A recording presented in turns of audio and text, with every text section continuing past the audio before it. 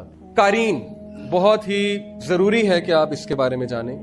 قرآن مجید میں بھی اس کا ذکر ہے، حدیث پاک میں بھی اس کا ذکر ہے. صحابہ کو رسول اللہ صلی اللہ علیہ وسلم نے ایک بار کہا کہ اللہ سبحانہ و تعالیٰ نے تمہارے ساتھ 2 اینجلز، ایک حدیث میں آتا ہے 2 فرشتے، ایک میں آتا ہے 4، دونوں روایتیں موجود ہیں.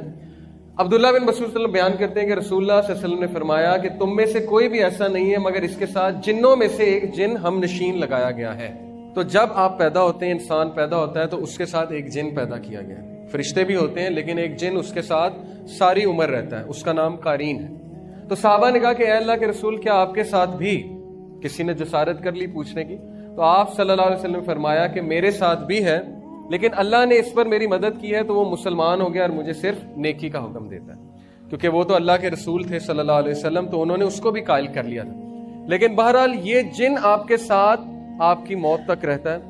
یہ آپ کی شکل بھی داڑ سکتا ہے، یہ آپ کی آواز بھی نکال سکتا ہے، یہ آپ کے جیسے حرکات و سکنات بھی کر سکتا ہے. یہ وہ جن ہے جو وسوسے ڈالتا ہے، جس سے پناہ مانگی الذی یوسوس فی صدور الناس من الجنۃ والناس.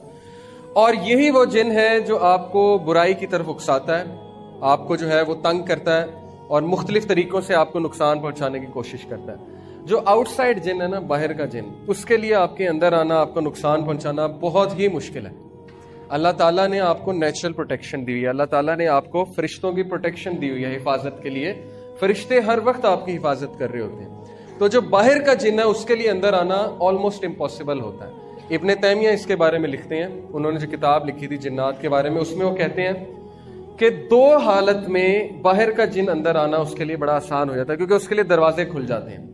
2 حالت میں، ایک جب انسان خوشی میں آپے سے باہر ہو جائے، پاگل ہو جائے، دیوانہ ہو جائے اور پاگلوں کی طرح حرکتیں کرنے لگے، جیسے گورے کرتے ہیں نا، شراب پی کے آپے سے باہر ہو جاتے ہیں، پاگل ہو جاتے ہیں جشن میں، تب اس کے لیے دروازہ کھل جاتا ہے. دوسرا، جب انسان شدید غم کی حالت میں ہوتا ہے، بہت زیادہ غم کی حالت میں، اور بہت زیادہ روتا ہے، غم کرتا ہے، ڈپریشن کی حالت میں جاتا ہے، تب بھی اس کے لیے دروازہ کھل جاتا ہے اور تب بھی باہر کا جن جو ہے وہ اندر داخل ہو سکتا ہے. اسی لیے دیکھیں، یہ جو کالے جادو والے ہوتے ہیں، یہ جب جن کو بھیجتے ہیں نا، پہلے تو یہ آپ کے قارین کے ساتھ ڈیل کرتے ہیں اور قارین کے تھرو ہی نقصان پہنچاتے ہیں. لیکن اگر باہر کا کوئی طاقتور جن ہے جس سے نقصان پہنچانا ہے تو وہ پہلے نا خواب دکھاتا ہے. وہ شیطان جو ہے پہلے آپ کو خواب دکھاتا ہے. اگر آپ اذکار کر کے نہیں سوئے تو خواب اس طرح کے ہوتے ہیں کہ وہ بڑے ڈسٹربنگ ہوتے ہیں، بہت ہی عجیب و غریب سے خواب ہوتے ہیں. آپ کو ایسی یادیں دکھاتا ہے، یا آپ کو دکھائے گا کہ آپ کے ماں باپ کی وفات ہو گئی ہے، یا آپ کو بہت ہی پخانہ، گندگی، شیر، سانپ، اس طرح کی چیزیں نظر آئیں گی تاکہ آپ فل ڈسٹرب ہو جائیں. پھر جب وہ آپ خواب کسی کو بتاتے ہیں نا، گندا خواب، تو اس کو انرجی ملتی ہے، اس کو پاور ملتی ہے، اس کو طاقت ملتی ہے اس جن کو، کیونکہ وہ خوش ہوتا ہے کہ دیکھو میں نے اس کو نقصان پہنچایا، اب یہ دوسروں کو بتا رہا ہے. تو وہ تو پھولا نہیں سماتا. ایک صحابی کو ٹھوکر لگی تو انہوں نے کہا کہ شیطان نے لگوا دی. تو نبی صلی اللہ علیہ وسلم نے کہا کہ نہیں، تم کہو بسم اللہ، کیونکہ تم یہ کہو گے تو وہ پھولا نہیں سمائے گا، بسم اللہ کہو گے تو وہ سکڑ کے مکھی کی طرح ہو جائے گا. اس لیے اس کو کریڈٹ نہیں دینا چاہیے، برے خواب کو نہیں بتانا چاہیے. ہاں اگر ضرورت ہے تو کسی نیک آدمی کو، کسی راکی کو، ایسے ایکسپرٹ کو بتائیں، لیکن ہر ایک کو بتاتے نہ پھر اس کو زائل کر دیں. اعوذ باللہ پڑھ کے 3 بار یہاں پہ سپٹ کر کے تھوک کر اس کو زائل کر دیں.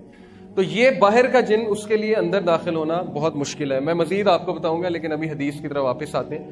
بیسیکلی یہ جن آپ کے ساتھ ہے اور یہ قارین ہے، ایول کمپینین، یعنی کہ برا ساتھی، اور یہ آپ کے ساتھ موت تک رہتا ہے. اب اس کی عمر بہت لمبی ہوتی ہے. جب آپ وفات پا جاتے ہیں تو ضروری نہیں کہ یہ بھی وفات پا جائے. اور میں نے ایک راکی ہیں بہت بڑے، ان کو یہ کہتے سنا ہے کہ یہ والا جن جو ہے جب مردے کو جلاتے ہیں تو یہ طاقتور ہوتا ہے، کیونکہ آگ کا بنا ہے نا، جنات آگ کے بنے. اب ہندو جو ہے وہ ظاہر ہے مردوں کو جلاتے ہیں تو ان کا قارین طاقتور ہوتا ہے. اور مزید لکھا گیا اس کے بارے میں کہ اگر پھانسی دیں تو یہ بھی مر جاتا ہے. اب پتہ نہیں، واللہ عالم، حدیث نہیں ہے، لیکن اس طرح کی باتیں میں نے پڑھی ہیں کہ اگر کسی کو پھانسی دیں تو یہ جن بھی مر جاتا ہے اس کے ساتھ، یا گردن اڑا دیں کسی کی تو یہ جن بھی اس کے ساتھ مر جاتا ہے.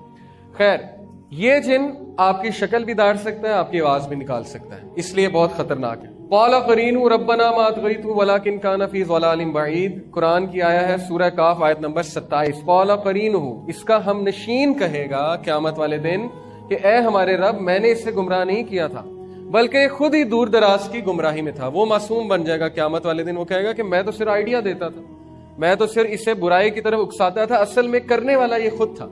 اور اصل بات یہی ہے، اس کا بس نہیں ہے. اس کا بس صرف اتنا ہے کہ وہ آپ کو ایک وسوسہ پھینکے گا، آپ کو ایک آئیڈیا دے گا. اب آپ کی ذمہ داری ہے کہ آپ اس کو طاقتور کرتے ہیں کہ کمزور کرتے ہیں. کیونکہ ہماری لڑائی اس کے ساتھ ہے۔ ابن مسعود رضی اللہ عنہ کے بارے میں آتا ہے صحیح روایت میں کہ ایک بار ان کا قرین ان کے سامنے آ گیا اور بالکل ویسی شکل تھی، تو وہ بڑا حیران ہوئے۔ انہوں نے کہا کہ تم کون ہو؟ تو اس نے کہا کہ میں آپ کا ہم نشین ہوں، لیکن وہ بڑا کمزور تھا اور بالکل ہی مرنے والا تھا۔ تو ابن مسعود نے پوچھا کہ تم اتنے کمزور کیوں ہیں؟ تو اس نے کہا کہ آپ کے اعمال نے مجھے کمزور کر دیا۔ تو یہ ہمارے اعمال ہیں۔ اب کن عمل سے، کن اعمال سے یہ جو ہے اس کو خوراک ملتی ہے، اس کو پاور ملتی ہے؟ دیکھیں اب یہ چیز بھی ہمیں سمجھ لینی چاہیے کہ رسول اللہ صلی اللہ علیہ وسلم نے فرمایا کہ بائیں ہاتھ سے نہیں کھانا چاہیے، ایسے ہی ہے، کیونکہ بائیں ہاتھ سے کون کھاتا ہے؟ شیطان کھاتا ہے۔ اور پانی بیٹھ کے پینا چاہیے، اسی طرح غسل خانے جاتے ہوئے بائیں پیر پہلے، اور ہر اچھا کام کرتے ہوئے دائیں ہاتھ سے کرنا چاہیے، کپڑے پہنتے ہوئے پہلے دائیں طرف سے پہننا چاہیے، جوتی پہنتے ہوئے دائیں طرف سے۔ ان ساری یہ جو ساری باتیں ہیں جن کو ہم بہت زیادہ ایزی لیتے ہیں اور بہت زیادہ اگنور کرتے ہیں، ان کی بڑی اہمیت ہے، کیونکہ رسول اللہ صلی اللہ علیہ وسلم کو پتا تھا کہ ہمارے لیے کیا بہتر ہے اور جنات کا افیکٹ کیسے ڈیکریز ہوگا۔ تو یہ جن کی خوراک وہی ہے جو ہم غلط ملت جو ہے چیزیں کھاتے ہیں یا بائیں ہاتھ سے کھاتے ہیں، یا ہم کوئی برا کام کرتے ہیں تو اس کو بہت زیادہ خوراک ملتی ہے۔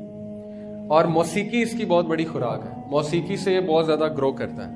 اور ظاہر ہے اس طرح کی چیزیں جو نہیں دیکھنی چاہیے، غلط قسم کی، ان چیزوں پہ نظر پڑے گی تو ظاہر ہے وہ ساری اس کی خوراک ہے، گندگی اس کی خوراک ہے۔ تو جتنا ہم خوراک دیتے جائیں گے اتنا ہی ہم پہ حاوی ہوگا، اور جب ہی ہم پہ حاوی ہوگا تو پھر برائی کی طرف بھی اکسائے گا اور بہت زیادہ تنگ کرے گا۔ لیکن جتنے ہم اذکار کریں گے، وضو میں رہیں گے، اتنا اس کی خوراک جو ہے وہ کم ہوتی جائے گی اور یہ کمزور ہوتا جائے گا۔